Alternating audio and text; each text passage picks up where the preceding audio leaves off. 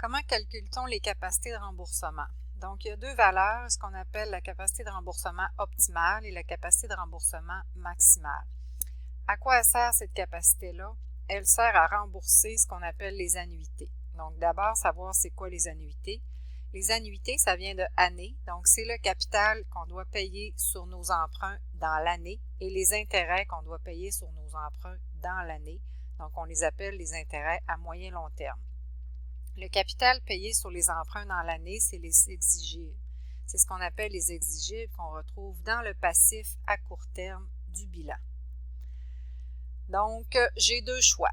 Soit que je suis dans la situation optimale ou dans la situation maximale. Donc, optimale, ça se rapproche de l'optimum, ça veut dire ce qui est le mieux. Ce qui est le mieux, c'est que je pars de ma marge brute, qui est produit moins charge. J'enlève les amortissements. Ça me donne ce qu'on appelle le bénéfice d'exploitation. Il faut se rappeler c'est quoi les amortissements. Je fais une parenthèse pour ça. Donc, les amortissements, c'est comme un coussin qui permet de renouveler les actifs quand ils sont trop usés ou désuets, de réinvestir aux besoins et d'avoir un coussin pour faire face aux imprévus s'il arrive quelque chose. Donc, une fois que j'ai soustrait mes amortissements, j'obtiens ce qu'on appelle le bénéfice d'exploitation. Je retire du bénéfice d'exploitation le retrait des exploitants ou ce qu'on appelle le coût de vie. Et ça me donne ça me donne un chiffre qui représente ma capacité de remboursement optimale. Donc, ça permet de rembourser les annuités une fois que tu as couvert la valeur des amortissements et le coût de vie. Donc, je suis dans une situation optimale.